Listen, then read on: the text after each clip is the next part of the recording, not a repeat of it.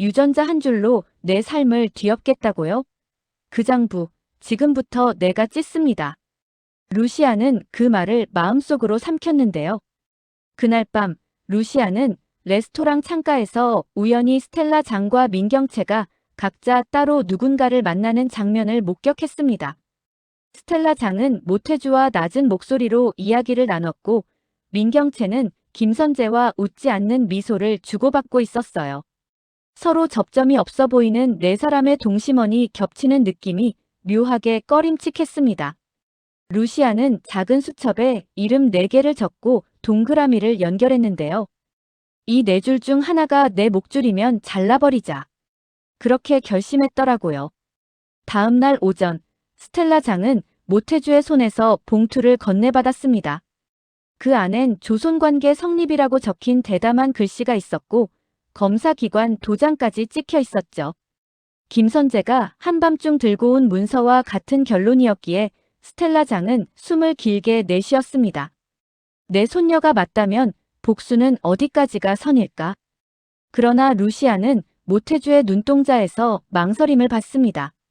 모태주의 망설임은 늘 하나였거든요. 혹시 내가 본 게 가짜면? 루시아는 바로 대답했습니다. 그럼 진짜를 만들면 돼요. 제가 세리 칫솔을 가져오겠습니다.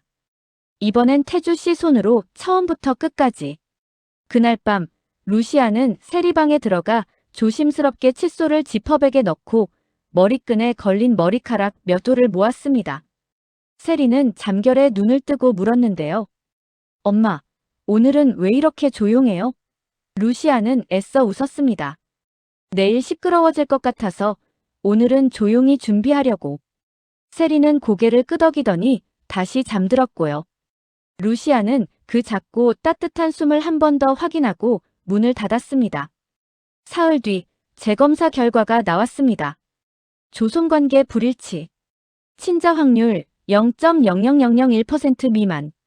루시아는 종이를 든 손이 잠깐 떨리더니 금세 고요해졌습니다. 모태주는 스텔라 장을 똑바로 바라보고 말했어요. 여사님, 김선재가 건넨 건 가짜입니다. 국과수 지문 검사도 맡겨놨고 검사기관 서버 타임스탬프도 공증 받아놨습니다. 스텔라 장은 한동안 말을 잊었는데요. 스스로를 탓하는 눈빛이 처음으로 흔들렸습니다. 내가 호세의 엄마라서 보고 싶은 것만 본 거였구나. 그 길로 3번째 검사가 진행되었습니다. 이번엔 스텔라 장이 직접 세리의 머리카락을 뽑았고 루시아가 봉투를 밀봉했으며 모태주가 접수부터 회수까지 동행해 체인을 지켰습니다. 결과는 동일했어요. 불일치. 스텔라 장은 조용히 봉투를 접었습니다. 접힌 종이 모서리가 손바닥을 파고들었는데도 그 고통이 마음의 고통보다 훨씬 작았다고 했습니다. 내가 틀렸고, 내가 흔들렸고, 그래서 내가 맞다. 스텔라 장은 그날 밤 루시아에게 먼저 전화를 걸어 같이 가자라고 말했습니다. 루시아는 짧게 대답했죠. 그러자고 하려던 참이었어요. 반면 민경채는 김선재와 넓은 책상 위에 회장 취임 후 동선, 의전, 기자 동선까지 빼곡히 적어두고 있었습니다. 민경채는 유리컵을 탁자에 내려놓고 말했어요. 선재, 여사님 지분과 세리 지분 합치면 내 표는 완성돼. 주총에서 루시아 끝. 그 다음은 너 사장, 오빠는 명예직 주고 수정이는 사업부 하나 던져주자. 김선재는 웃음 비슷한 표정을 지었지만 속으로는 아주 빠르게 계산을 지웠습니다. 약속이 너무 많으면 약속이 아니죠, 큰아가씨. 그는 그 말 대신 더 위험한 선택을 꺼내놓았어요. 최대 주주는 여사님이 아니라 문서입니다. 문서는 숫자로 만든 신이고 숫자는 내가 만집니다. 주총 당일 사회자가 의안을 읽기 시작했는데요. 그와 동시에 강단 뒤 스크린에는 주요 증빙 자료라는 제목의 폴더가 열렸습니다. 첫 슬라이드는 검사기관 원본 PDF의 해시값이었고 둘째 슬라이드는 김선재가 건넨 PDF의 메타데이터였죠. 발급자, 시각, 서버 서명, 심지어 폰트 임베딩 기록까지 딱딱 맞지 않았습니다. 김선재는 눈을 감고 한 번 숨을 들이켰습니다. 아, 오늘이냐? 그때 스텔라 장이 자리에서 일어나 한 줄을 더 보탰어요. 상속 예정 지분 전부를 루시아에게 위임합니다. 웅성거림이 잦아들기도 전에 의사봉 소리가 2번 울렸습니다. 의안일 가결. 의안이 가결. 루시아는 그 결과를 보고도 기뻐하지 않았습니다. 기쁨보다 먼저 할 일이 있었거든요. 형사님, 지금 첫 번째 체포는 김선재였습니다. 사문서 위조, 증거 위조, 업무방해. 김선재는 수갑이 채워지는 순간에도 멀쩡하게 미소를 지었습니다. 내가 만든 거짓을 법이 인정해줄 수도 있지 않나요? 모두가 믿으면 진실이 되니까. 형사는 짧게 대꾸했습니다. 모두가 믿지 않습니다. 원본은 항상 단 한 개뿐. 그 다음 체포영장은 공 실장에게 향했습니다. 영아교환, 살인교사, 교사미수. 공 실장 입술이 하얗게 질렸고 민경채가 무의식적으로 외쳤죠. 엄마, 아니 공 실장, 아니 엄마. 공 실장은 눈을 감았습니다. 미안하다 경채야. 내가 바닥으로 떨어지지 않게 하려고. 루시아가 그 말을 막았습니다. 등받이만 붙잡고 프리폴 막는 게 사랑은 아니에요. 추락을 멈추는 건 진실입니다. 그 와중에 느닷없는 비극이 휘몰아쳤는데요. 모태주가 검사기관과 오가는 사이 누군가의 차량이 뒤에서 미친 듯이 들이박았습니다. 쿵! 차가 회전하며 가드레일을 때렸고 모태주는 핸들을 붙잡은 채 그대로 의식을 잃었습니다. 루시아가 가장 먼저 달려갔고 스텔라장도 넋이 나간 얼굴로 소리쳤습니다. 태주야. 모태주는 실려가는 동안 겨우 한마디를 남겼습니다. 여사님 사실은 진짜 결과.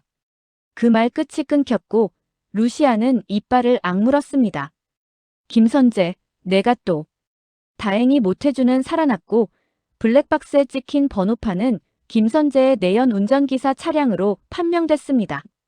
계획은 막혔고 진실은 더 선명해졌죠.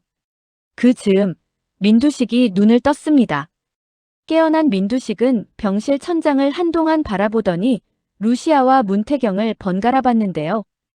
회복 직후 첫 문장은 뜻밖이었습니다. 내가 죽였다고 믿던 그날, 난 회의실에 있었다. 문태경의 눈이 가늘게 떨렸습니다. 루시아가 조용히 설명을 이었습니다. 회장님, 브레이크 파손 지시자는 공 실장이었습니다. 통신사 서버 백업, 위치 기록, 결제 내역 다 나왔습니다. 민두식의 손등이 덜덜 떨렸습니다. 그럼 난 죄책감에 매달려 산 인생이 죄가 아니었나? 루시아가 답했습니다. 죄책감은 회장님 것이었고 죄는 공 실장 것이었습니다. 민두식은 오래 숨을 쉬었습니다. 그리고 서랍에서 봉투를 꺼내 문태경에게 밀었습니다. 수정된 유언장. 경영은 루시아, 지분은 4개. 빚을 갚으려면 둘이 필요하더라. 문태경은 끝내 참던 눈물을 훔치며 고개를 숙였습니다. 혼자 못합니다. 같이 합시다. 루시아가 손을 내밀었고 두 손이 그 위에서 겹쳐졌습니다. 그 순간만큼은 오래 싸우던 시간도 잠깐 멈춰섰습니다.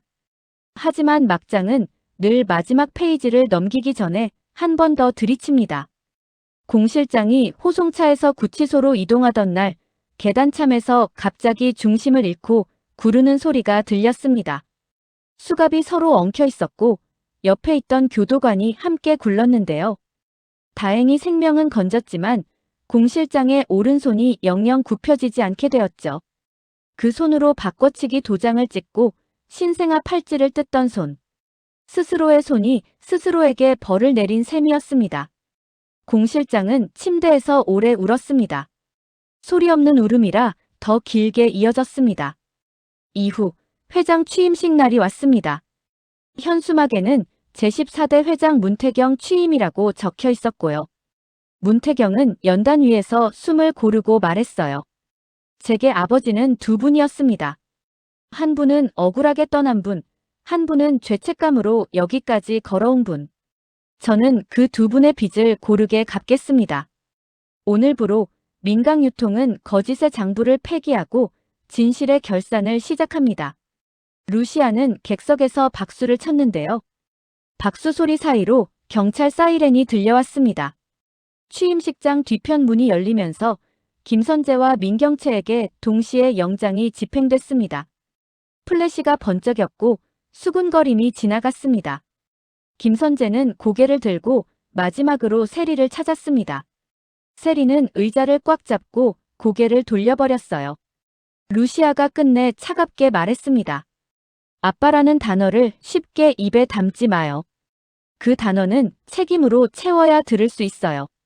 민경채는 연행되기 직전 마지막으로 한 번 더 발악했습니다. 난 민두식의 딸이야.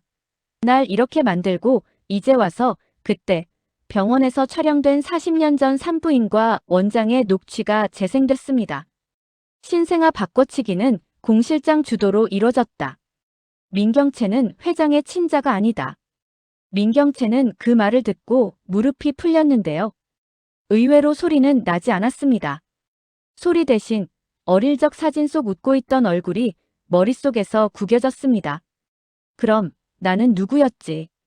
그 물음은 답이 없었고 답이 없는 질문은 사람을 오래 무너뜨렸습니다. 시간이 더 지나 공판 기록에 남은 김선재의 마지막 진술은 이랬습니다. 숫자만 바꾸면 인생도 바뀔 줄 알았습니다. 그런데 인생은 원본이 있더군요. 그 말이 변명인지 자백인지 판사도 잠깐 고개를 갸웃했답니다. 선고는 무거웠고 세상은 조용히 한 장을 넘겼습니다.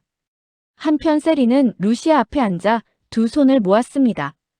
엄마, 나 어디서부터 갚아야 해요? 루시아는 지체하지 않았습니다. 미소에게 먼저. 그 다음 내가 짓밟은 사람들 명단을 우리가 함께 적자. 사과하고 보상하고 법이 시키는 벌도 받자. 그리고 내가 원하면 내 옆에서 다시 배우자. 세리는 고개를 끄덕이며 울었는데요. 울음이 어린아이처럼 크지 않았던 게 오히려 어른처럼 아프더라고요. 스텔라 장은 칼을 내려놨습니다. 그녀는 복수로 어둠을 가르는 법을 오래 배웠는데요. 어느 날 문득 칼은 쥐면 쥘수록 손이 먼저 베인다는 사실을 깨달았습니다. 스텔라 장은 루시아에게 말했어요. 나는 멈추겠다. 대신 내가 나아가라. 그래서 재단 이름을 같이 정했습니다. 태양재단. 누군가는 촌스럽다고 했지만 호세의 사진 앞에서 스텔라 장은 오랜만에 크게 울고 크게 웃었습니다. 태양은 삼키는 게 아니라 같이 뜨는 거다. 문태경은 그 문장을 회의실 칠판 구석에 적어두었고 누가 지우려고 하면 슬쩍 손으로 가렸습니다. 루시아는 웃으면서 말했죠. 그거 지우면 내 월급 사라진다. 루시아와 문태경은 경영을 꽤 절제 있게 나눴습니다. 루시아는 지키는 일을, 문태경은 나누는 일을 맡았고 둘이 함께 바꾸는 일을 했습니다. 인사에서 피를 묻히지 않겠다고 다짐했고 숫자를 예쁘게 만들지 않겠다고 선언했어요. 숫자는 예쁘지 않아도 정확하면 괜찮다는 걸 사람들에게 천천히 설득했습니다. 주총벽에 스크래치나 계단에 찍힌 자국처럼 한 번 생긴 흉터는 완전히 지워지지 않았지만 그 흉터 위로 덧칠할 거짓말만큼은 더 이상 허락하지 않겠다는 약속이었습니다. 그리고 어느 날 저녁 루시아는 창가에서 서류를 넘기다 말고 웃었습니다. 문태경이 종이컵에 따뜻한 물을 담아 건네며 말했거든요. 커피 줄인다 했잖아요. 루시아가 받으며 대꾸했어요. 고마워요. 근데 오늘은 물보다 말이 더 따뜻하네. 잠깐의 침묵 뒤 문태경이 덧붙였습니다. 여기까지 오느라 다들 피가 말랐죠. 이젠 덜 아프게 갑시다. 루시아는 고개를 끄덕였습니다. 덜 아프게. 대신 더 정확하게. 이제 남은 사람들 얘기를 마저 적겠습니다. 민두식은 호흡 재활을 계속하면서 매주 한 번 법률 상담을 받았는데요. 내 죄책감이 죄는 아니었지만 죄값이 없는 건 아니더군. 스스로 남긴 문장이 병실 노트에 남았습니다. 공 실장은 오른손을 쓰지 못한 채 재판을 받았고 모든 혐의를 순서대로 인정했습니다. 사랑이라는 이름으로 시작했는데 욕심이라는 이름으로 끝나버렸습니다. 판사는 고개를 숙였습니다. 민경채는 구치소 상담실에서 처음이자 마지막으로 엄마라고 불렀습니다. 그 엄마는 공 실장이 아니라 루시아에게 향했죠. 루시아는 눈을 감았다 뜨고 대답했습니다. 내가 원한다면 나는 기꺼이. 다음 문장은 오래 멈췄지만 결국 밖으로 나왔습니다. 다만 내가 한 모든 짓을 내가 다 들고 들어가야 한다. 세리는 주 3회 봉사와 상담을 병행하며 미소의 이름으로 장학금을 만들었습니다. 내가 내 과거를 부숴서 누군가의 내일을 지탱하게. 그 문장을 스스로에게 매일 읽어주었습니다. 모태주는 완전히 회복한 뒤 루시아의 그림자처럼 움직였습니다. 내가 받은 은혜는 계산서로 갚을 수 없으니까. 스텔라 장은 그 말에 미소를 보태며 은혜는 더하는 거지 갚는 게 아니야 라고 답했어요. 마지막 문장을 어떻게 쓸까 고민했는데요. 해는 오늘도 저물었고 내일도 똑같이 떠오를 겁니다. 다만 이 사람들은 더 이상 서로를 삼키지 않고 함께 비출 준비가 되어 있습니다. 그러니 이렇게 적겠습니다. 복수는 끝났고 책임이 시작됐고 사랑은 늦었지만 포기되지 않았습니다. 그리고 정말로 마지막 한 줄. 여사님, 그 종이 한 장으로 내 인생 불태우려 하셨죠? 다행이요. 이 불은 우리 모두를 데우는 쪽으로 번지고 있습니다. 드라마 리뷰 탐정의 다음 추리도 놓치지 마세요. 더 흥미진진한 리뷰를 위해 구독, 좋아요 부탁드려요. 감사합니다.